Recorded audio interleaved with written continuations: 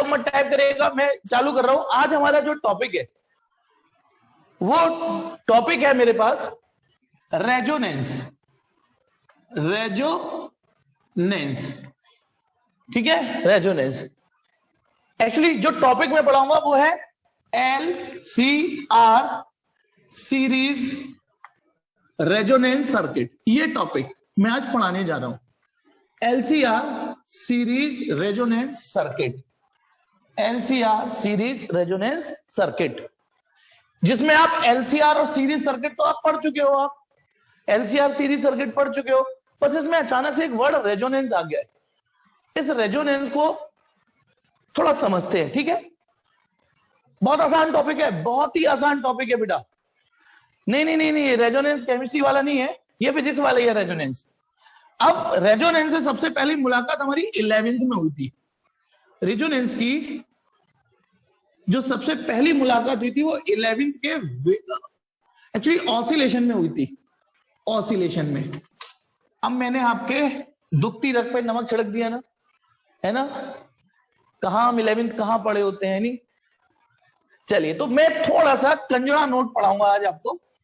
कंजड़ा note, कंजड़ा note का मतलब समझ गए, 11वीं रिवीजन नोट, दैट इज 11वीं रिवीजन नोट चलेगा थोड़ी देर। यदि आपको बिना रटे इस कॉन्सेप्ट को समझना है तो बिना रटे, ठीक है। तो कंजड़ा नोट मतलब 11वीं रिवीजन नोट। चलिए, हाँ, ये तो मैं एग्जैक्टली 11वीं का तो पूरा नहीं पढ़ाऊंगा, लेकिन हाँ आपको कनेक्ट कर दूंगा, थोड़ी सी कनेक्टिविटी मिल जाएगी। जब 11वीं में ये टॉपिक आएगा और बाई चांस में रिकॉर्डिंग कर रहा हूँ उस समय, तो डिटेल में वहां पढ़ लेना जब 11वीं में। अभी अपने मतलब की चीज समझते हैं। देखिए बेटा, जैसे सपोज करो कोई है नेचुरल ऑसिलेशन। नेचुरल ऑसिलेशन मैंने उस दिन बताया था। नेचुरल ऑसिलेशन क्या बताया था, जैसे फॉर एग्जांपल पेंडुलम लेता हूं मैं। पेंडुलम, यदि मैंने इसको यूं लिया और इसको छोड़ दिया, और इसमें कोई उंगली नहीं कर रहा, कोई चुल्ली नहीं कर रहा, और ये अपने नेचुरल ऑसिलेशन कर रहा है, ठीक है बेटा। छोड़ो उसको कि दो कन्हैयाएं, दो आदर्श है, दो आकाश है, इस चीज को छोड़ो, ठीक है। वो अब मैं कुछ कर नहीं सकता ना उसमें, मैं कुछ नहीं कर सकता उसमें, मैं बस फीस मांग सकता हूं। अभी मैं इसके बाद इस चैप्टर खत्म होगा, उसके बाद फीस मांगूंगा, ठीक। तो ये चीज, इस चीज का कोई इलाज है ही नहीं बेटा। जो वो बकवास कर रहा है करने दो, ठीक है। हाँ, इधर देखिए, देखो एक चीज सुनना, यदि मुझे कोई चीज दे और मैं उसे क्या कहते हैं नहीं रखूं, मैं कोई चीज नहीं रखूं उसे, तो वो वापस उसी को रखनी पड़ेगी, है ना। जैसे सपोज करो मैंने किसी लड़की को प्रपोज किया, फूल दिया, उसने नहीं लिया, तो वापस मुझे ही तो रखना पड़ेगा। अब वो मुझे गाली भेज रहा है, मैं नहीं रख रहा, तो वापस उसी को रखनी पड़ रही है, खत्म। और उसे एक के गाली देने से पता ना मेरा कुछ हो गया, मुझे कुछ हो गया, ये बताओ। Leave it. तो इसलिए छोड़ो उसको, जब मुझे कोई फर्क नहीं पड़ रहा, आप छोड़ो उस चीज को बेटा। हाँ, करने दो उन्हें अपनी एनर्जी वेस्ट यहां पर। और मैंने एक दिन एक बात बताई थी, उनके मम्मी पापा को मौज करने दो बेटा। मम्मी पापा ने भेजा है कि बेटा जा तू यहां से निकल, ठीक। हाँ हाँ, छोड़ो। इधर देखिए, तभी तो मम्मी पापा फ्री होंगे उनके बेचारे। हाँ, इधर देखिए, फिलहाल तो ये पेंडुलम है, मुझे बेटा डिस्टर्ब मत करना, पढ़ाने देना। ये पेंडुलम है, इसको यदि मैं इसको थोड़ा सा डिस्टर्ब करके छोड़ दूं, तो ये नेचुरल ऑसिलेशन करेगा। मैंने आपको उस दिन बताया था नेचुरल ऑसिलेशन क्या होता है। जैसे मैं इस पेंडुलम ही मान लेना, इसे छोड़ दूं, तो ये नेचुरल ऑसिलेशन कर रहा है। लेकिन यदि मैं इसे अपने हाथ से पकड़ के हिलाऊं यूं करके, तो ये फोर्स्ड ऑसिलेशन है, ठीक है। यदि मैं इसको यूं छोड़ दूं, मान लो ये रस्सी है, इसको छोड़ दूं, तो इसका टाइम पीरियड है 2π√L/G, तो है इसका टाइम। और यदि मैं इसे अपने हाथ से हिला रहा हूं, तो थोड़ी नहीं ये फॉर्मूला लग जाएगा। अब यदि अपने हाथ से हिला रहा हूं, तो इसमें तो वो टाइम होगा ना जो मेरा हाथ चाहेगा। मैं चाहूंगा तो धीमे धीमे हिलाऊं इसको हाथ से पकड़ के, मैं चाहूं तो तेज तेज हिलाऊं, तब उस केस में ये फॉर्मूला एप्लीकेबल नहीं है। तो एक वर्ड होता है नेचुरल ऑसिलेशन, है ना, नेचुरल ऑसिलेशन, और एक होता है फोर्स्ड ऑसिलेशन। फोर्स्ड ऑसिलेशन, तो यदि मैं इसको यूं छोड़ दूं तो ये नेचुरल ऑसिलेशन है, और यदि मैं इसको यूं पकड़ के हाथ से लाऊं, या बीच बीच में ये हिल रहा है, मैं धक्का दे रहा हूं यूं करके, तो ये फोर्स्ड ऑसिलेशन। ये क्या है, ये देखो, ये फोर्स्ड ऑसिलेशन है, मैं जल्दी जल्दी भी धक्का दे सकता हूं ऐसे ऐसे, ठीक है, ये फोर्स्ड ऑसिलेशन। अब क्या होता है सुनिए, यदि नेचुरल ऑसिलेशन, जो कि ये टाइम पीरियड या ये फ्रीक्वेंसी रहती है ना, इसका उल्टा कर दोगे तो फ्रीक्वेंसी आ जाएगी, ठीक है। यदि मान लो इसका जो नेचुरल टाइम पीरियड है वो 5 सेकंड आ रहा है, इमेजिन करो 5 सेकंड या थोड़ा ज्यादा हो गया, 4 सेकंड है, 4 सेकंड टाइम पीरियड है, ठीक है। और इसमें जो फोर्स्ड ऑसिलेशन है वो भी टाइम पीरियड, यदि मैं एग्जैक्टली 4 सेकंड दे दूं, मतलब नेचुरल ऑसिलेशन में फोर्स्ड ऑसिलेशन की मिलावट कर दूं, नेचुरल ऑसिलेशन में फोर्स्ड ऑसिलेशन की मिलावट कर दूं, और वो मिलावट ऐसी हो कि इन दोनों का टाइम पीरियड हूबहू एक जैसा हो जाए, ये दोनों टाइम पीरियड एग्जैक्टली मैच करें, तो ये प्लस ये और एग्जैक्टली सेम टाइम पीरियड के साथ मैच करें, तो उस स्पेशल कंडीशन को रेजोनेंस बोलते हैं। अब ये तो थी डेफिनेशन जो पढ़ाई जाती है, समझाई जाती है ना, लेकिन समझ में कम आई। अब इसको मैं थोड़ा दूसरे प्रैक्टिकली समझाता हूं, ठीक है, कि पहले तो इतना सुन लो, नेचुरल ऑसिलेशन और फोर्स्ड ऑसिलेशन, इन दोनों की टाइम पीरियड, इन दोनों की फ्रीक्वेंसी यदि सेम हो जाए तो स्पेशल कंडीशन को रेजोनेंस बोलते हैं। आइए इसको दूसरे तरीके से समझाता हूं। देखिए, दूसरे कोशिश करता हूं शायद समझ में आ जाए। एक छोटा बच्चा है, ठीक है, छोटा बच्चा बहुत छोटा है, 2 साल का, 1.5 साल का, ज्यादा हाइट नहीं है। वो मम्मी से पार्क में ले जाने की जिद करता है, मम्मी ले गई उसे पार्क में, वहां उसे स्विंग वाला झूला पसंद आया, मम्मी मुझे झूलना है झूलना है। और कॉलोनी थोड़ी अच्छी होगी, अच्छे अच्छे झूले लग रहे थे, तो वो जो स्विंग वाला झूला था वो ऐसा है जिसमें सेफ्टी बेल्ट वगैरह सारी बंधी हुई है, मतलब बच्चा, कोई छोटा बच्चा बैठेगा तो वो गिरेगा नहीं। आपने देखा होगा कई सारे झूले ऐसे होते हैं, बच्चे के लिए बेल्ट वेल्ट और ये सब बांध दो तो उसे झुलाओ तो बच्चा एटलीस्ट नहीं गिरेगा। तो मम्मी ने उस बच्चे को उसमें ये बिठा दिया और उसके जमीन पैर पे नहीं आ रहे, ऐसे लटकाया नहीं है उसको, ये बच्चा यहां पर है, ठीक है, ये रहा, ओहो ये बच्चा ये रहा है ना। अब बड़े लोग क्या होते हैं, उनके तो पैर जमीन पे आ जाते हैं, तो वो पैरों से एनर्जी, देखो होता क्या है, बड़े लोग क्या करते हैं, जैसे पैरों से झटका लिया और वो घूम रहा है, ठीक है, हाँ हाँ।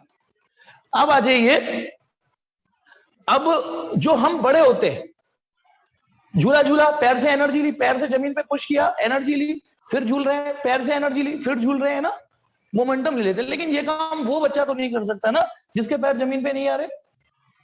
अब क्या हुआ, ये रही उसकी मम्मी, ठीक है, ये रही मम्मी, ठीक है, मम्मी ने उसे झूले पे बैठाया, एक बार उसको एनर्जी भी दे दी, ठीक है, झूले को एनर्जी भी दे दी और इसको सेट, वो आराम से झूल रहा है, एक बार एनर्जी दे दी और वो झूला है, मम्मी बातों में लग गई साइड में। अब पार्क में आई है तो उनकी कोई फ्रेंड मिल गई होगी, बातों में लग गई। तुझे पता है बगल वाली अंजलि की लड़की का चक्कर चल रहा है ना, वही गॉसिपिंग, चाहे खुद की लड़की का चल रहा हो पता नहीं है, नहीं सीसीटीवी होते हैं ना, उनसे ज्यादा तो पड़ोस वाली आंटी काम करती है, तो वही गप मारने में लग गई यूं करके। अब थोड़ी देर जब वो गप मार रही थी तो इस बच्चे की रोने की आवाज आई, वो रो रहा था बच्चा। अब क्योंकि आप से यदि पूछूंगा क्यों रो रहा होगा तो आप उसको सबसे पहले गिरा देंगे, सर गिर गया होगा, लेकिन मैंने उसको बेल्ट बांधी इसलिए थी कि आप गिराओ नहीं, तो वो बच्चा रो रहा होगा। रीजन कि झूला डैम्प हो गया होगा, झूला हो गया होगा डैम्प, है ना, धीमे धीमे धीमे स्विंग रुक गया होगा उसका, या फिर इतना ढीला हो गया होगा उसे मजा नहीं आ रहा होगा। तो मम्मी आई, उसका बेटा क्यों रो रहा है कि नहीं मम्मी मुझे और झूलना है ना, मम्मी ने आया, मम्मी क्या करेंगी, उसमें एनर्जी दे देंगी और बच्चा फिर से एनर्जी मिल गई, फिर से एनर्जी मिल गई सिस्टम को, फिर झूलने लगा, फिर गप मारने लग गई, है ना, किसी और की गॉसिपिंग करने लग गई, फिर बच्चा रोने लगा, रोने लगा। अब यदि मम्मी ये चाहती है कि उनका लाल बार बार पीला ना हो, मतलब उनका लाल बार बार रोए नहीं, तो ठीक है, मम्मी चाहती है कि एक आंसू भी ना निकले। अच्छा, बच्चे ने क्या कर दी, बच्चा थोड़ा बहुत पिछले जन्म में फिजिक्स पढ़ के आया होगा, पिछली बार फिजिक्स पढ़ के आया होगा, है ना, तो उसने कहा मम्मी इधर आ जाओ, थोड़ा थोड़ा बोल रहा था, इधर आ जाओ मम्मी, तुम बातों में लगी हुई है मुझे झुलाने पे। अब मम्मी, मेरा एम्पलीट्यूड भी कम नहीं होना चाहिए, मम्मी ने शर्त, वो बच्चे ने शर्त रख दी कि मम्मी यही रहो आप मेरे, ठीक है। अरे यार हरेंद्र, तुम लोग लीव इट, हाँ, तो क्या कह रहा था भाई, हाँ, तो यदि मम्मी, बच्चे ने कहा, थोड़ी बहुत फिजिक्स जानता होगा पिछले जन्म में वो, तो बच्चे ने कहा क्या कहते हैं कि मम्मी इधर आओ, हाँ ठीक से कहो, मना करो, आंटी को उन्होंने मना कर दिया, आंटी चली गई। अब मम्मी चाहती है कि मेरा लाल पीला ना हो, और लाल ने भी शर्त रख दी मम्मी मेरा एम्पलीट्यूड भी कम नहीं होना चाहिए। अब सिचुएशन समझना, जो मैं सिचुएशन क्रिएट कर रहा हूं। यदि मान लो बच्चे का, ये जो बच्चा है इसके यूं यूं आने का टाइम पीरियड इमेजिन करो 4 सेकंड है। इसके यूं यूं आने का टाइम पीरियड 4 सेकंड है बच्चे का। यानी यदि वो यहां से यूं गया और यूं आया तो उसे कितना टाइम लगा? 4 सेकंड। यूं गया यूं लौटा, कितना टाइम लगा? 4 सेकंड। ठीक है, अब देखिए समझना सिचुएशन। थोड़ी देर के लिए मुझे मम्मी बना लो, ठीक है, मैं ही मम्मी बन गया। ठीक है, इधर से बच्चा आ रहा है, मैंने धक्का दिया, ठीक है, बच्चा यूं गया, 4 सेकंड के बाद आया। अब यदि मम्मी चाहती है कि मैं तो अपने लाल को बहुत प्यार करती हूं, तो वो देखो टाइम पीरियड ऑफ बच्चा, टाइम पीरियड ऑफ बच्चा था 4 सेकंड, और टाइम पीरियड यदि मम्मी अपने हाथों का टाइम पीरियड 4 सेकंड ना करके, मम्मी यूं यूं कर रही है ना, यदि मम्मी 3 सेकंड कर ले, मम्मी कहे जोश में आ जाए मैं तो बच्चे को बहुत प्यार करती हूं, मैं तो 3-3 सेकंड बाद हाथ को आगे करूंगी। एक चीज सिचुएशन समझना, बच्चे का स्विंग हो रहा है, मम्मी धक्का देती है तो मम्मी के हाथ जाते हैं ना, बच्चे का स्विंग होता है मम्मी के हाथ यूं जाते हैं। ठीक है, अब यदि मम्मी क्या करती है, मम्मी 3-3 सेकंड के बाद मम्मी की आंखों में थोड़ी देर के लिए पट्टी बांध दो और 3-3 सेकंड के बाद धक्का देती है। तो सुनो, पहला धक्का तो हो जाएगा हिट, पहला धक्का तो हिट हो जाएगा। अब सुनिए, मम्मी का हाथ आएगा तीसरे सेकंड यूं, लेकिन बच्चा वहां नहीं है, क्योंकि बच्चा तो वहां पर चौथे सेकंड आएगा, बच्चे का टाइम पीरियड तो 4 सेकंड है। अब मम्मी ने क्या किया, सुनना, पहला धक्का तो दे दिया इन द स्टार्ट, अब मम्मी ने तीसरे सेकंड हाथ आगे किया, लेकिन बच्चा वहां नहीं है, बच्चा तो चौथे सेकंड आएगा। अच्छा, फिर मम्मी ने छठे सेकंड, क्योंकि मम्मी का टाइम पीरियड है 3, तीसरे सेकंड, छठे सेकंड, 9वें सेकंड, ऐसे हाथ आगे आएंगे, बच्चा यहां पर 0वें सेकंड होगा, चौथे सेकंड, 8वें सेकंड, 12वें सेकंड यहां पे आएगा। तो मम्मी ने फिर से खेलते हैं, 0वें सेकंड धक्का दिया बच्चा, ठीक है, अब मम्मी का हाथ चलेगा तीसरे सेकंड पर, लेकिन बच्चा वहां नहीं है, बच्चा तो वहां चौथे सेकंड आएगा। ठीक है, फिर मम्मी ने हाथ यूं किया, छठे सेकंड, बच्चा फिर वहां नहीं है, फिर मम्मी ने कहा 9वें सेकंड, बच्चा वहां नहीं है, फिर मम्मी का हाथ आएगा 12वें सेकंड। कोइंसिडेंटली बच्चा वहां मौजूद है। क्यों मौजूद है बताओ 12वें सेकंड? क्योंकि बच्चा अपनी टाइमिंग, अपनी धुन में ऑक्सीलेशन कर रहा है, मम्मी अपनी धुन में हाथ आगे पीछे कर रही है। तो बताना, बच्चा 0वें सेकंड यहां पर है, तो यूं घूम के चौथेवें सेकंड आएगा, फिर यूं घूम के 8वें सेकंड आएगा, फिर यूं घूम के 12वें सेकंड आएगा, 12वें सेकंड। अब समझना, क्या ये बात समझ में आई? ये बात समझ में आई? मेरे को मजा नहीं आ रहा है, इसमें चैट ऑन कर रहा हूं, और प्लीज बेटा डिस्टर्ब मत करना मुझे, ठीक है, उसको आने दो, जो करना है उसे। हाँ, यहां तक बात समझ में आई बेटा, कि मम्मी का एनर्जी हर बार यूटिलाइज नहीं हो पा रही, मम्मी की एनर्जी हर बार यूटिलाइज नहीं हो पा रही। बताना, पहले धक्के के बाद कितने सेकंड के बाद बच्चे को धक्का हिट करेगा? बताइए, इस एग्जाम्पल में पहला हिट करने के बाद कितने सेकंड के बाद बच्चे को वापस एनर्जी मिलेगी? उस झूले को कितने सेकंड के बाद एनर्जी मिलेगी? जल्दी बताइए। 12वें सेकंड, बिल्कुल ठीक अक्षर, 12वें सेकंड एनर्जी मिलेगी। अब तो अब बताओ, उस 12 सेकंड, यानी उस 12 सेकंड तो इस सिस्टम को एनर्जी नहीं मिली ना, है ना, उस 12 सेकंड तक तो नहीं मिली। एक सिनारियो तो ये रहा, बिल्कुल ठीक समझना, एक सिनारियो ये रहा कि बच्चा 4-4 सेकंड के बाद आ रहा है, मम्मी 3-3 सेकंड के बाद हाथ कर रही है। दूसरा सिनारियो, मान लो बच्चे का टाइम पीरियड 4 सेकंड ही है, ठीक है, और मम्मी ने क्या थोड़ा डिले कर दिया, मम्मी 5-5 सेकंड के बाद हाथ आगे करती है। इमेजिन करना, बच्चा वही अपने टाइम पीरियड में स्विंग कर रहा है, लेकिन मम्मी सपोज करो थोड़ी आलसी हो गई, 5-5 सेकंड में हाथ कर रही है, तो पहला धक्का तो हिट कर जाएगा। लेकिन अब सुनना, मम्मी 5 सेकंड के बाद हाथ आगे करेंगी, बच्चा वहां नहीं होगा, बच्चा तो चौथे सेकंड निकल लिया। फिर मम्मी 10वें सेकंड हाथ करेंगी, बच्चा तो वहां था नहीं, 15वें सेकंड। बताइए अब कितने सेकंड के बाद एनर्जी मिलेगी? बिल्कुल ठीक, यानी अब 20वें सेकंड का, यानी 20 सेकंड का गैप हो जाएगा। 20 सेकंड का गैप, इसमें 12 सेकंड का गैप मिला। क्लियर है यहां तक? तो सुनिए, अब तीसरा सिनारियो मैं आपके सामने दे रहा हूं। मान लो बच्चे का टाइम पीरियड 4 सेकंड ही है, और मम्मी ने एग्जैक्टली 4 सेकंड ही फिट किया। सुनना अब इसका कमाल, ठीक है, ये वाली बात समझना, ठीक, ये जो 4 सेकंड है, बच्चे का जो 4 सेकंड है, और मम्मी ने भी टाइम पीरियड 4 सेकंड सेट कर दिया, ठीक है। तो अब आप बताइए, पहला धक्का हाथ में लगा, पीठ पे लगा, फिर जैसे ही बच्चा आएगा दूसरे चौथे सेकंड भी मम्मी ने हाथ आगे किया, फिर धक्का लग गया, मम्मी ने 8वें सेकंड हाथ आगे किया, फिर धक्का लग गया 12वें सेकंड। तो बताइए इन तीनों एग्जाम्पल में सबसे कम डैंपिंग किसमें होगी? सबसे कम डैंपिंग, सबसे बढ़िया सिंक्रोनाइजेशन किसमें हुआ?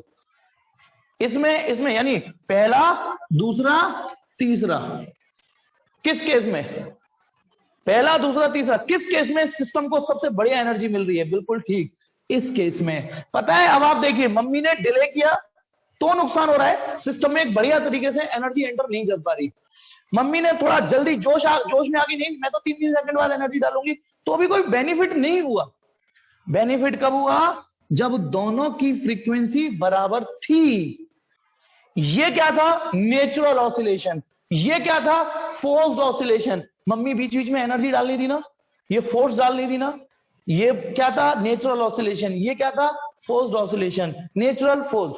तो यदि नेचुरल और फोर्स्ड ऑसिलेशन मिला दिए जाए, और इस तरीके से मिला दिया जाए कि दोनों का टाइम पीरियड मैच करे, दोनों की फ्रीक्वेंसी मैच करे, उसको रेजोनेंस बोलते हैं। अभी बोलो, रेजोनेंस समझ में आया या नहीं आया? रेजोनेंस समझ में आया या नहीं? कि ऐसी फोर्स डालो, ऐसी तमीज से डालो कि उससे एग्जैक्टली मैच करे।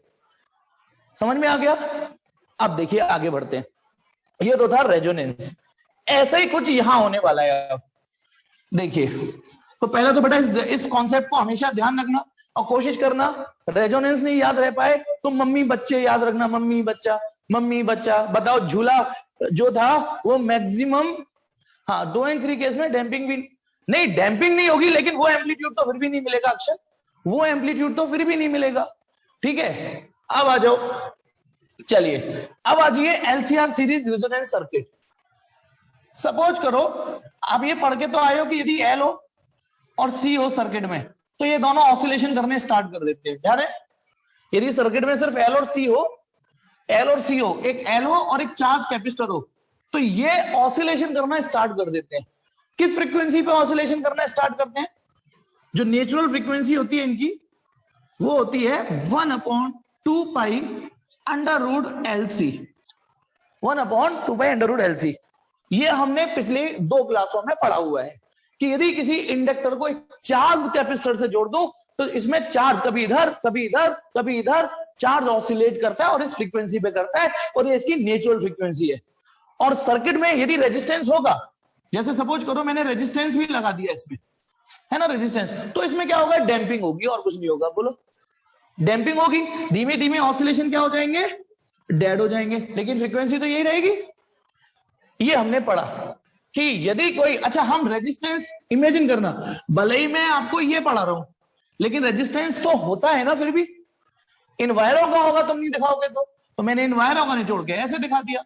तो बताइए, ये एक एलसीआर सर्किट है, यदि इसमें एक चार्ज कैपेसिटर छोड़ दिया जाए, तो इसमें चार्ज कभी इधर कभी इधर ऑसिलेट करेगा, जैसे बच्चा ऑसिलेट कर रहा था, ठीक है।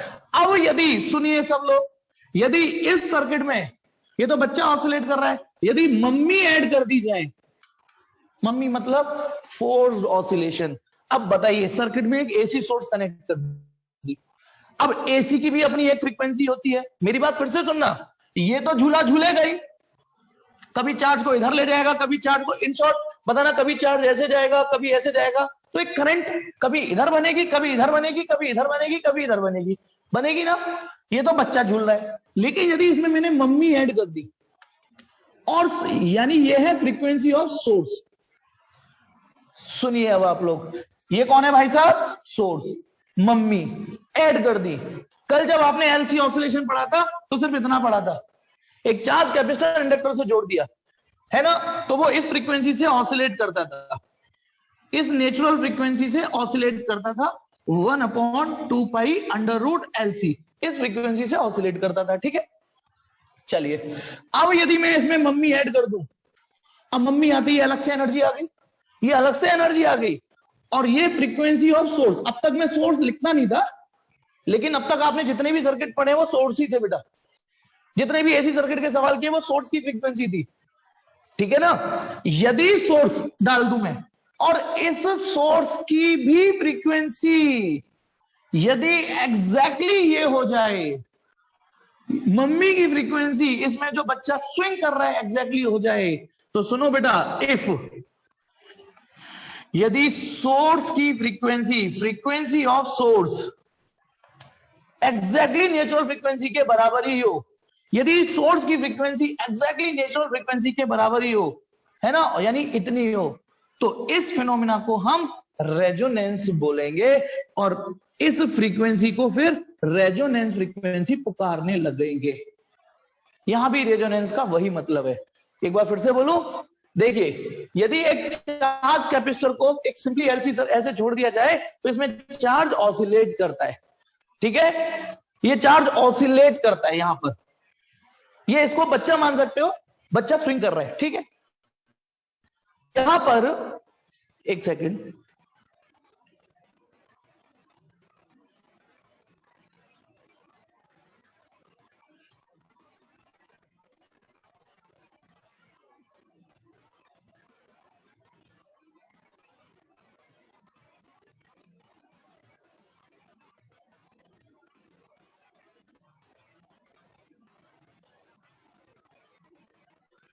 और हाँ चलिए, तो सोर्स की फ्रीक्वेंसी यदि नेचुरल फ्रीक्वेंसी के बराबर हो जाए, प्लीज सुनना, मैंने इसमें बच्चा तो ऑसिलेट कर रहा था, चार्ज ऑसिलेट कर रहा था, इसमें मैंने ये फ्रीक्वेंसी ऐड कर दी, ये फ्रीक्वेंसी ऐड कर दी, सोर्स ऐड कर दिया, तो सोर्स की भी अपनी फ्रीक्वेंसी होगी कुछ ना कुछ। इमेजिन करो ये जो एलसी सर्किट है इसकी फ्रीक्वेंसी 50 हर्ट्ज थी, जो नेचुरल फ्रीक्वेंसी थी वो 50 हर्ट्ज थी, 50 हर्ट्ज। अब सोर्स ऐड कर दिया, सोर्स की भी कुछ ना कुछ फ्रीक्वेंसी होगी। अब सोर्स की फ्रीक्वेंसी, मेरी इच्छा, मैं सोर्स की फ्रीक्वेंसी 70 भी रख सकता हूं, मेरी इच्छा, 100 भी रख सकता हूं, मेरी इच्छा, ठीक है, वो भी एक एलसी सर्किट होंगे। लेकिन यदि सोर्स की फ्रीक्वेंसी एग्जैक्टली 50 ही रखूं तो उस सर्किट को रेजोनेंस सर्किट बोलेंगे, पहली बात तो। और उस सर्किट में कुछ खूबसूरती सामने आएगी, वो अब आप देखने के लिए तैयार हो जाओ। पहले तो ये resonance hand same to same match कर रहा है उस मम्मी और झूले से। यदि सोर्स की फ्रीक्वेंसी, इस सोर्स की फ्रीक्वेंसी इसकी नेचुरल फ्रीक्वेंसी ऑफ ऑसिलेशन से मैच कर जाए, यानी 1/2π√LC हो जाए, तो हमको रेजोनेंस बोलेंगे और इस फ्रीक्वेंसी को फिर रेजोनेंस फ्रीक्वेंसी पुकारने लग जाएंगे, जिसे शॉर्ट में न्यू आर बोल सकते हैं, न्यू आर बोल सकते हैं, ठीक है। अब आ जाइए, आगे बढ़ते हैं। पहले तो ये बात समझ में आ गई हमको, पहले तो हमको ये बात समझ में आ गई कि रेजोनेंस बोलते किसमें एलसीआर सर्किट में।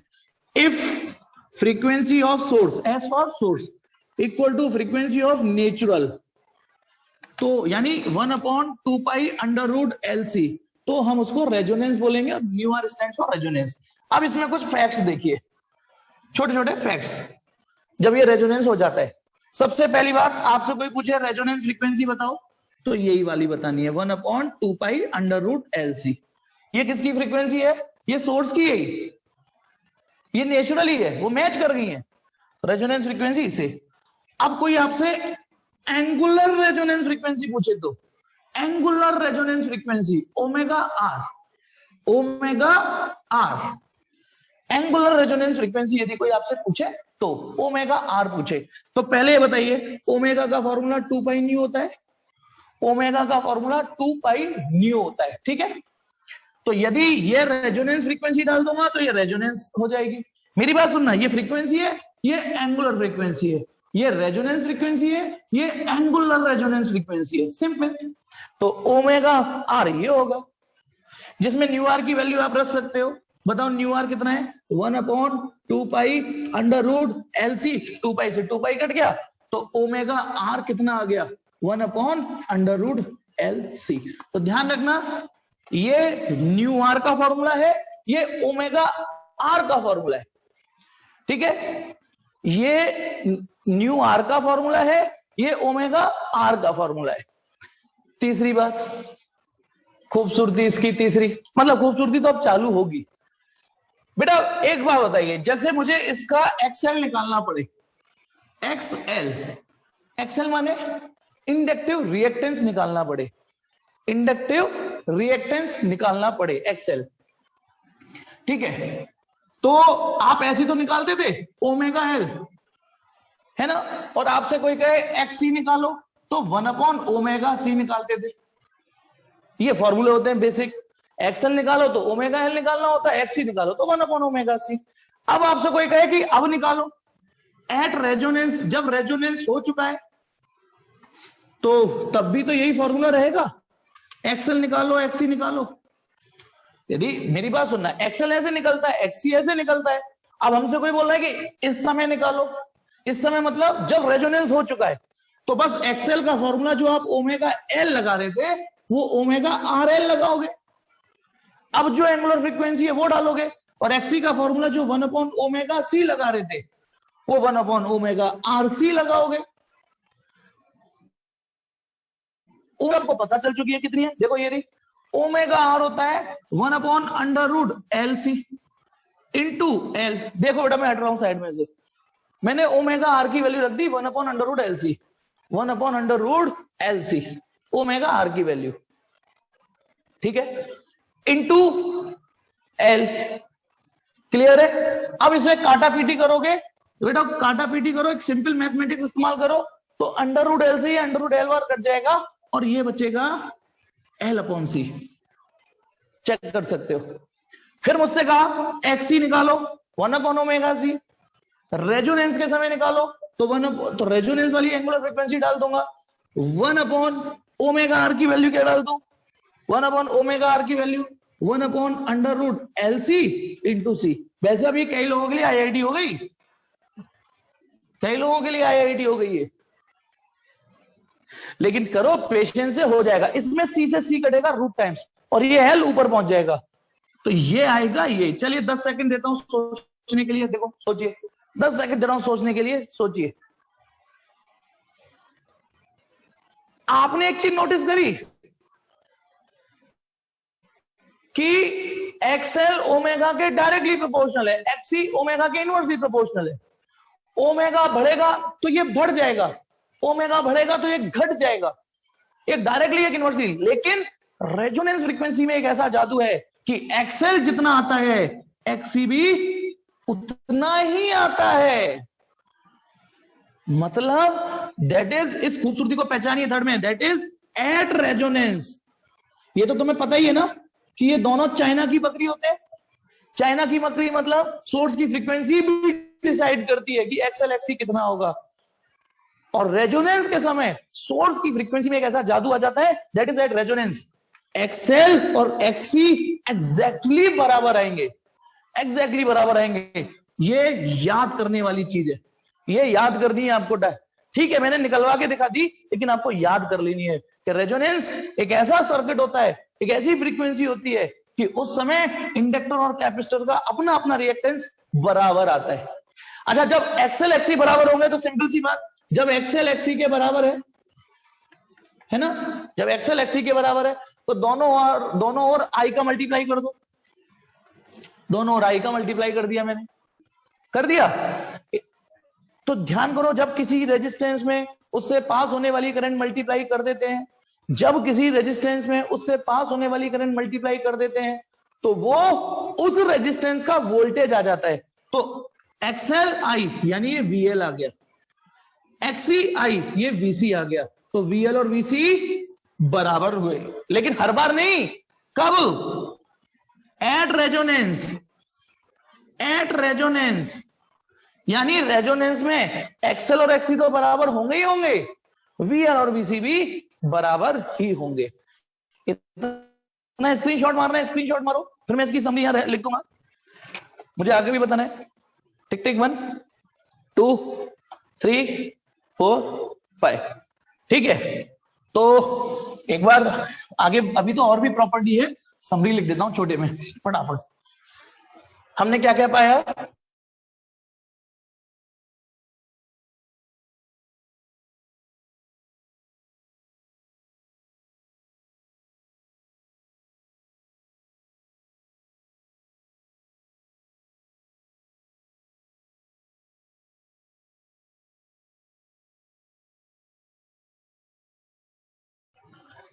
ठीक है, फटाफट।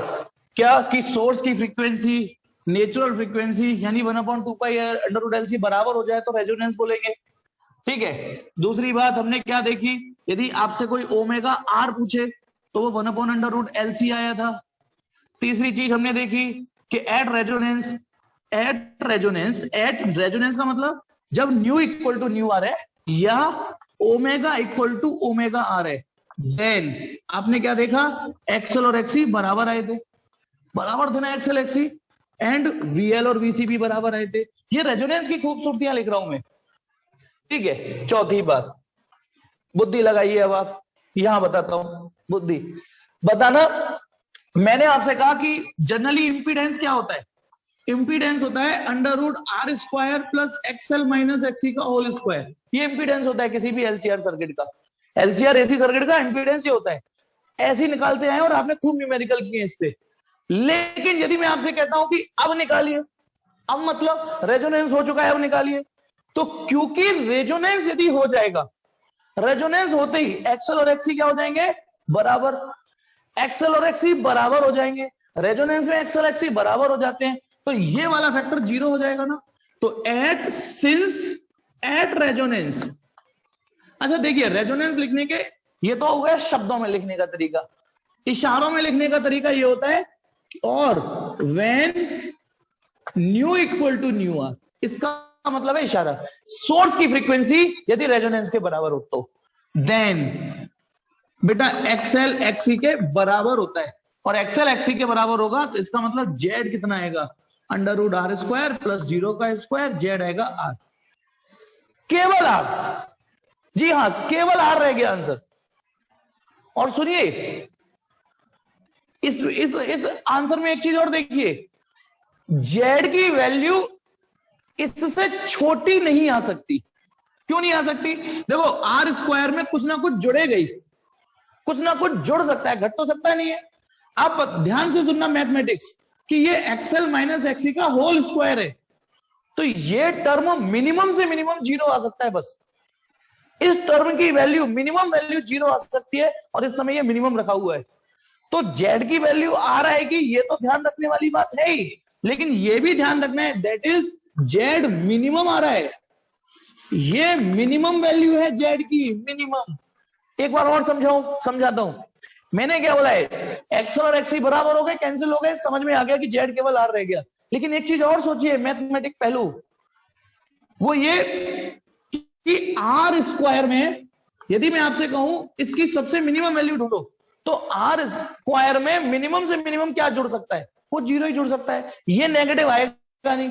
मतलब हम सोचें कि शायद कुछ घट जाए, तो वो तो ऑप्शन है ही नहीं, इसमें घटने का तो कोई ऑप्शन है ही नहीं।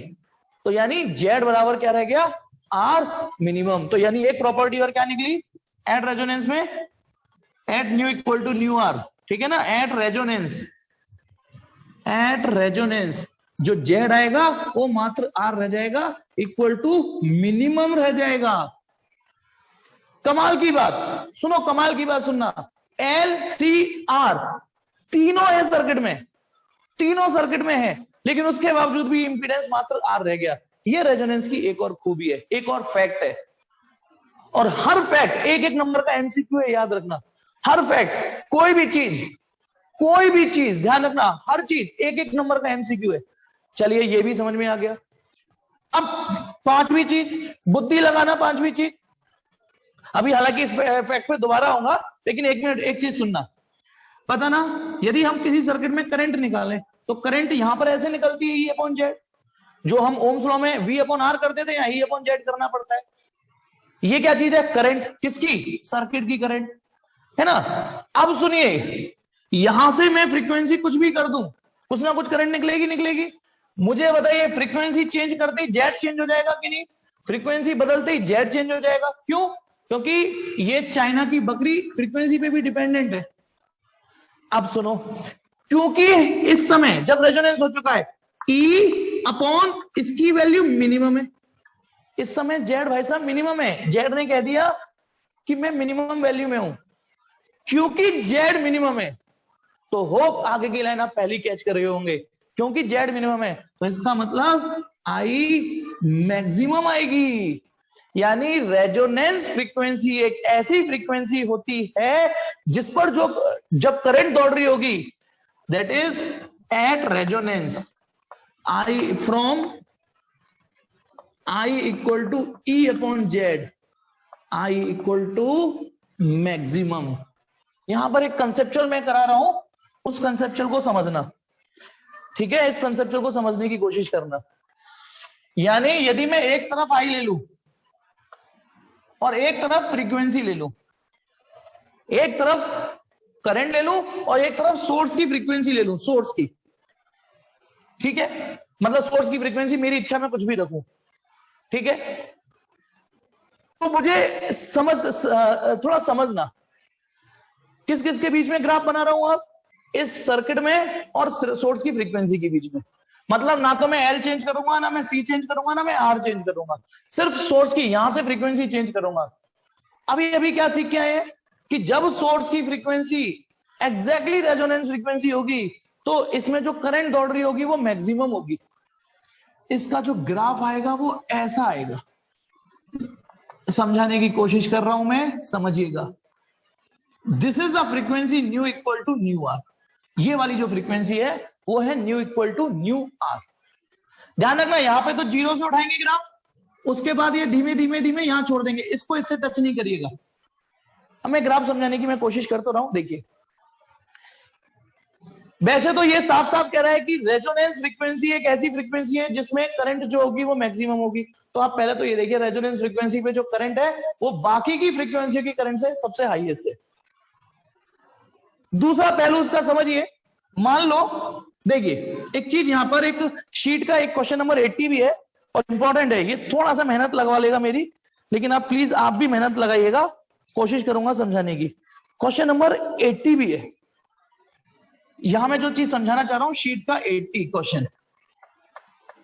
देखिए, आप एक चीज समझना, तीन सिचुएशन। एक्सएल का फॉर्मूला होता है ओमेगा एल या 2 पाई न्यू एल, ऐसे लिख सकते हो। एक्स सी का फॉर्मूला होता है 1/2 पाई न्यू सी। ओके, ये दैट इज, यहां एक्सएल फ्रीक्वेंसी के डायरेक्टली प्रोपोर्शनल है और यहां एक्ससी फ्रीक्वेंसी के इनवर्सली प्रोपोर्शनल है। इनवर्सली प्रोपोर्शनल है फ्रीक्वेंसी के ये, ठीक है? यहां तक समझ में आ गया कि एक्सएल फ्रीक्वेंसी, यानी प्लीज समझिएगा, फ्रीक्वेंसी बढ़ेगी तो एक्सएल बढ़ा देगा ये, और यदि फ्रीक्वेंसी बढ़ी तो वो एक्सी को घटा देगा।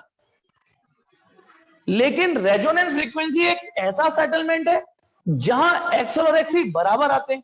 तो सुनना, since at nu equal to nu R, यदि मैं यहां न्यू की वैल्यू न्यू आर रख दूं तो हम ये देख चुके हैं कि एक्सएल और एक्सी बराबर आएंगे। ये देख चुके हैं कि यदि न्यू और न्यू आर बराबर है तो एक्सएल और एक्सी बराबर आएंगे, ठीक है? अब एक चीज बताना, यहां पे यदि मैंने फ्रीक्वेंसी बढ़ा दी, मैंने दैट इज मैंने न्यू की वैल्यू न्यू आर से ज्यादा रख दी। मेरी बात समझना, यदि मैंने फ्रीक्वेंसी, जब nu equal to nu R है तो एक्सएल एक्सी बराबर आ ही रहे हैं। लेकिन सपोज करो मैंने थोड़ी सी फ्रीक्वेंसी बढ़ा दी, यानी इससे इधर आ गया, थोड़ा इधर आ गया, क्योंकि यदि ये वाली फ्रीक्वेंसी न्यू आर के बराबर है तो इधर आने पे फ्रीक्वेंसी और बढ़ गई। तो यदि मैं फ्रीक्वेंसी थोड़ी सी बढ़ा दूं तो यहां पे देखिए क्या असर आएगा और यहां क्या असर आएगा। मेरे फ्रीक्वेंसी बढ़ाते ही ये जो मैंने बराबर कर रखे ना, एक मिनट, जैसे वो तराजू होती है ना, ये जो तराजू होती है, ठीक है ना, ये तराजू होती है, इस समय एक्सएल और एक्सी बराबर है। रेजोनेंस फ्रीक्वेंसी में एक्सएल एक्सी बिल्कुल बराबर है। रेजोनेंस वो मैं बता चुका हूं कि रेजोनेंस में एक्सएल और एक्सी बराबर आ जाते हैं। अब यदि मैंने फ्रीक्वेंसी बढ़ा दी तो क्या होगा? फ्रीक्वेंसी बढ़ा दी तो यानी एक्सएल का वेट बढ़ जाएगा, ये भारी हो जाएगा, ये कम हो जाएगा। देखो, मेरे फ्रीक्वेंसी बढ़ाते ही दो असर एक साथ होंगे, ये बढ़ जाएगा, ये घट जाएगा। जब तक फ्रीक्वेंसी बराबर है ये वाली, तब तक दोनों बराबर है। लेकिन मैंने फ्रीक्वेंसी थोड़ी सी भी इच कर दी, बढ़ा दी और रेजोनेंस फ्रीक्वेंसी से ऊपर रख दी, तो बताइए एक्सएल और एक्सी क्या अब भी बराबर आएंगे? क्या एक्सएल और एक्सी अब भी बराबर आएंगे? बोलो। अब कैसे बोलोगे? ठीक है, अब नहीं आएंगे। अब अब एक्सेल एक्सी से बड़ा आएगा। अब एक्सेल एक्सी से बड़ा आएगा। रीजन आपके सामने है, रेजोनेंस फ्रीक्वेंसी पे दोनों बराबर है, दोनों बिल्कुल बराबर है। ठीक है, चलिए, लेकिन जैसे ही मैंने फ्रीक्वेंसी बढ़ाई तो एक्सेल बढ़ जाएगा और एक्सी घट जाएगा, यानी एक्सेल बढ़ गया एक्सी से। इसको बोलते हैं इंडक्टिव डोमिनेंट सर्किट। एक चीज और, जब एक्सेल एक्सी के बराबर था तो वीएल भी वीसी के बराबर था। तो ऐसे भी समझ सकते हो, जैसे ही मैंने फ्रीक्वेंसी बढ़ा दी तो एक्सेल बढ़ जाएगा, एक्सी घट जाएगा, या ठीक है, तो वीएल भी वीसी से बड़ा होगा।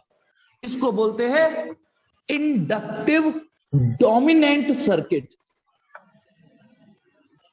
इंडक्टिव डोमिनेंट सर्किट, इस केस को बोलते हैं इंडक्टिव डोमिनेंट सर्किट, जब एक्सेल एक्सी से बड़ा हो जाता है। ये जो इंपीडेंस निकालते हैं, यदि किसी एलसीआर सर्किट में ये बड़ा और ये छोटा रह गया तो हम बोलेंगे इंडक्टिव डोमिनेंट सर्किट। ठीक है, और वो रेजोनेंस नहीं होगा। वो कब होगा इंडक्टिव डोमिनेंट सर्किट? जब आपकी अप्लाइड फ्रीक्वेंसी रेजोनेंस से बड़ी हो जाएगी। इसी में ये कंसेप्चुअल क्वेश्चन है, यदि मैंने फ्रीक्वेंसी घटा दी और ऐसी घटाई कि वो रेजोनेंस से कम है, मैंने रेजोनेंस फ्रीक्वेंसी से कम कर दी, यानी इधर आ गया, मैं इधर आ गया, क्योंकि ये पॉइंट रेजोनेंस फ्रीक्वेंसी का है, पहले हम इधर गए थे, यानी ये वाला हिस्सा इंडक्टिव डोमिनेंट सर्किट का है। जैसे ही मैं इधर आऊंगा तो ये ठीक है। अब क्या होगा, जैसे ही मैं फ्रीक्वेंसी को कम करूंगा उसका असर एक्सेल पे क्या आ जाएगा। ये जो दोनों बराबर थे, रेजोनेंस फ्रीक्वेंसी पे दोनों बराबर थे, तालमेल बैठा हुआ था, लेकिन जैसे ही मैंने फ्रीक्वेंसी डिस्टर्ब कर दी, जैसी फ्रीक्वेंसी कम करी, ये कम हो गया, ये ज्यादा हो गया। जैसी फ्रीक्वेंसी कम करूंगा तो इसके कम होते ही ये कम होगा, और इसके कम होते ही ये बढ़ जाएगा। तो यानी दैट इज एक्सएल कम हो जाएगा, एक्सी बढ़ जाएगा, और वीएल वीसी से छोटा होगा। और नाम समझ गए होगे क्या बोलेंगे इसे बोलेंगे capacitance dominant circuit. Capacitance dominant circuit. अब मुझे बताना, यदि मैं यहां जेड निकालता हूं, पहली वाली सिचुएशन, इस वाली सिचुएशन में जेड निकालता हूं, तो वो आर आएगा, √r² + 0, यही तो आया था इस वाले केस में। जेड बराबर √r² plus XL minus XC का, देखो जेड का फॉर्मूला होता है √r² plus XL minus XC का होल स्क्वायर। अब ये फॉर्मूला जब मैं यहां लगाऊंगा तो ये वाला फैक्टर आएगा 0। लेकिन जब ये वाला फॉर्मूला मैं यहां और यहां लगाऊंगा, इन दोनों के लिए लिख रहा हूं, तो जेड बराबर r² प्लस कुछ का स्क्वायर ऐसे आएगा। क्योंकि अब ना तो अब इन दोनों केस में एक्स और एक्सी बराबर नहीं है, इसमें एक्सएल बड़ा है, इसमें एक्सी बड़ा है। कोई भी बड़ा हो, वो तो स्क्वायर है, पॉजिटिव आएगा। तो अब आप बताइए, साफ दिख रहा होगा कि एक ये सिचुएशन है, एक ये सिचुएशन है। ये मिनिमम जेड है। यदि आपने इस फ्रीक्वेंसी में थोड़ी सी भी हलचल कर दी, इस फ्रीक्वेंसी से इधर भी चले गए या इस फ्रीक्वेंसी से इधर भी चले गए, तो एक्सएल एक्सी बराबर नहीं आएंगे। और जब वो बराबर नहीं आएंगे तो r² में कुछ ना कुछ आ जाएगा, जेड बढ़ जाएगा, और जेड बढ़ जाएगा तो करंट आप देख सकते हो कम हो जाएगी। यानी इधर जाऊंगा तो देखो करंट कम हो गई, इधर आ गया तो करंट कम हो गई। हाईएस्ट कहां पर है? यहां पर। कहां पर है हाईएस्ट? जब रेजोनेंस है, क्योंकि उस समय जेड मिनिमम अपनी स्टेट में होता है। अब एक और चीज, इसका स्क्रीनशॉट लेना है तो ले लीजिए, इसका स्क्रीनशॉट लीजिए, लेना है तो फिर मैं आगे इसी में एक चीज जोड़ता हूं। टिक 1 2 3। हाँ, अब इधर देखिए, रेजोनेंस फ्रीक्वेंसी पे दोनों बराबर होते हैं। ये कंसेप्चुअल क्वेश्चन है, देखो क्या लिखा है question number 80। Does the current in an AC circuit, question तो अभी कुछ और है कि बताना एसी सर्किट में करंट लैग करेगी, लीड करेगी, या रिमेन रहेगी इन फेज विद वोल्टेज और frequency applied to the circuit. यदि फ्रीक्वेंसी न्यू आर के बराबर है तो, यदि न्यू आर से बड़ी है तो, और छोटी है तो। अब मैं यहां पर एक कंसेप्चुअल क्वेश्चन और बता रहा हूं, देखिए बेटा, मजा आएगा। देखिए, आपका ये डायग्राम था, मैं फिलहाल इसे मिटा देता हूं, है ना, इसे मिटा देता हूं, मुझे जगह चाहिए थोड़ी सी। देखिए ये आपका एक डायग्राम रहा करता था जब हमने LCR circuit solve. This is I nought, this is V R, this is V L और दिस इज वीसी। चेक करो, इसमें मैंने वीएल का एरो बड़ा बनाया है और वीसी का एरो छोटा बनाया है। इसमें वीएल वीसी से बड़ा है ना। तो जब हम इसमें रिजल्टेंट निकालेंगे तो रिजल्टेंट कैसे निकला था? रिजल्टेंट निकला था VL minus VC, this is VL minus VC, है ना, और ये VR, this is I nought. भाई यदि वीएल वीसी से बड़ा है तो वीएल माइनस वीसी होगा। अब हम इसका रिजल्टेंट निकालेंगे, दिस इज ई नॉट, यदि याद आ रहा हो तो। अब आप बताइए इसमें जब वीएल वीसी से बड़ा था, जब वीएल वीसी से बड़ा था तो रिजल्टेंट वोल्टेज रिजल्टेंट करंट से आगे आ रहा है 5, कुछ आगे आ रहा है कुछ। ये तो ये हो गया क्योंकि उसने पूछा है कि वोल्टेज आगे रहेंगे या करंट। तो यदि इंडक्टर डोमिनेट करता है तो रिजल्टेंट ऐसे आता है, और समझ जाओगे। मान लो यदि डायग्राम ये होता, ये वीआर होते, ये वीएल होता और ये वीसी होता। अब की बार कौन डोमिनेट कर रहा है? अब की बार कौन डोमिनेट कर रहा है? अब की बार इसमें वीएल छोटा रह गया, वीसी बड़ा है। तो अब इसमें जब रिजल्टेंट निकालते तो आपका ये आता वीसी माइनस वीएल, ये आता वीआर, ये आई नॉट, और जब आप यहां रिजल्टेंट निकालते तो देखो रिजल्टेंट यूं आ रहा है, ई नॉट। साफ दिख रहा है, इस बार वोल्टेज पीछे आ रहे हैं। और तीसरी और लास्ट सिचुएशन, यदि ये दोनों बराबर होते, जितनी लेंथ वीएल की होती उतनी लेंथ वीसी की होती, ये वीआर होता और ये आई नॉट होता। वीएल वीसी बराबर होते तो ये कैंसिल हो जाते, केवल ये रहता वीआर, यही ई नॉट होता, यही सब कुछ होता। तो इसमें फाई कुछ आ ही नहीं रहा। फाई कितना है? 0। पता है, देखिए इंडक्टर की, अच्छा सेपरेटली इंडक्टर की क्या आदत होती है? इंडक्टर की सेपरेटली जब प्योर इंडक्टर हो, प्योर इंडक्टर होता है। ये टॉपिक रेजोनेंस समझना है तो आपके पीछे के कॉन्सेप्ट बिल्कुल क्रिस्टल क्लियर होने चाहिए। जो प्योर इंडक्टर सर्किट था उसमें वोल्टेज आगे रहते थे, π/2 आगे रहते थे, वोल्टेज π/2 आगे रहते थे, करंट पीछे रहती थी। अब इंडक्टर चाह रहा है मैं वोल्टेज आगे कर दूं, कैपेसिटर चाह रहा है मैं वोल्टेज पीछे कर दूं। इंडक्टर चाह रहा है मैं वोल्टेज आगे कर दूं, मैं पीछे कर दूं। इंडक्टर चाह रहा है मैं π/2 आगे कर दूं, कैपेसिटर चाह रहा है मैं π/2 पीछे कर दूं वोल्टेज। लेकिन क्योंकि इंडक्टर डोमिनेट कर गया तो फाइनली वोल्टेज आगे ही हो गए, कुछ आगे हो गए। यहां इंडक्टर चाह रहा है मैं π/2 आगे कर दूं वोल्टेज, मैं π/2 पीछे कर दूं, लेकिन कैपेसिटर डोमिनेट कर गया तो इसलिए वो फाइनली वोल्टेज पीछे ही रह गए। और इसमें दोनों बराबर हो गए तो वोल्टेज सेम फेज में आए। मेरे पास एक तरीका और है, बाई चांस आप इस तरीके से नहीं जाना चाह रहे तो देखिए बेटा, एक और चीज देखिएगा, वो ये कि यदि मैं tan phi का फॉर्मूला लगाऊं, हमने जो रटा है X L minus XC upon R, tan phi equal to, हर परिस्थिति में एक ही फॉर्मूला लगाते हैं एक्सएल, और tan phi equal to XL minus XC upon R. तो साफ दिख रहा है, बताना रेजोनेंस, दिस इज रेजोनेंस, क्योंकि यहां न्यू न्यू आर, ये nu equal to nu R है, क्योंकि nu equal to nu R पर ही वीएल और वीसी बराबर होते हैं। ये कौन सा, ये वाला nu less than nu R है, ये जिसमें कैपेसिटर डोमिनेट कर जाता है, और ये nu greater than nu R है जिसमें इंडक्टर डोमिनेट कर गया। बताइए यहां tan phi का फॉर्मूला लगाओ तो एक्सएल एक्सी बराबर है, तो tan phi कितना आ रहा है? 0। तो phi भी कितना आएगा? 0। यहां एक्सएल एक्सी से बड़ा है, एक्सएल एक्सी से बड़ा है तो tan phi पॉजिटिव आ रहा है। लो phi पॉजिटिव आएगा, इससे भी क्लियर हो रहा है यदि आप इतना डिटेल में नहीं जाना चाह रहे तो। यहां phi पॉजिटिव आ रहा है यानी वोल्टेज आगे रहेंगे, और यहां phi नेगेटिव आएगा, वोल्टेज नेगेटिव होंगे। तो जल्दी से इसका स्क्रीनशॉट मारिए। फिर मैं एक चीज और बताता हूं, यही बस चीज थोड़ी सी हैवी थी इसमें, बाकी आगे की चीज आसान है। यही थोड़ी सी हैवी थी, लेकिन जब आप करोगे, प्रैक्टिस करोगे तो ये भी आसान लगेगी। चलिए, तो मैंने फाइनली क्या बता दिया आपको कि ये 5वां पॉइंट और 6वां पॉइंट, वो ये छठा पॉइंट ये था बेटा कि यदि मैं करंट और फ्रीक्वेंसी के बीच में ग्राफ बनाऊं तो ग्राफ ऐसे आया है। ये कौन सी वाली फ्रीक्वेंसी है? ये है रेजोनेंस फ्रीक्वेंसी। जब करंट मैक्सिमम होती है उस फ्रीक्वेंसी को थोड़ा घटाओगे बढ़ाओगे तो करंट कम होगी, ज्यादा नहीं होगी। नेक्स्ट पॉइंट बताइए, टेन इस सर्किट का फाई निकालिए। तो बताइए टेन फाई निकालो।